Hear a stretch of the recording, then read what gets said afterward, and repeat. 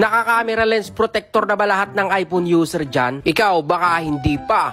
Baka gusto mong mapagaya dito ang mabasagan ng camera lens ng iPhone. Sobrang mahal pa naman ang paggawa niyan, di ba? Kaya habang maaga pa bago ka magsisi ay bumili ka na nitong camera lens protector ng ating mga iPhone. Available to iPhone 11 to iPhone 15 Pro Max. Sobrang mura lang naman ito, 100 plus lang to dito sa TikTok Shop. May kasama na rin siyang installation kit kaya talagang ikakabit mo na lang. Sobrang dali lang naman magkabit nito. Sobrang basic lang as in. Mas madali pa nga magkabit nito kaysa sa tempered glass. Hindi nga ako nahirapan nung magkabit ako nito. Sobrang basic lang talaga guys, promise. Hindi na talaga ako nagdalawang isip pa na bumili nito kasi nung dumaan to sa aking FYP, napa-check out ako agad. Kasi isipin mo, nakakatakot naman talaga mabasagan ng camera lens. Ang mahal-mahal ng paggawa niyan. Tapos ito, 100 plus lang mapoprotektahan na yung camera lens mo sa pagkagasgas at sa pagkabasag. Kaya ikaw, huwag ka na rin magdalawang isip pa, i-check out mo na agad to. Ang kagandahan sa camera lens protector na to, hindi naaapektuhan yung quality ng camera mo. Meron kasi akong recent purchase na camera lens protector, yung buo siya na parang glass. Okay naman siya nung una, kaso nung ginamitan ko ng flash,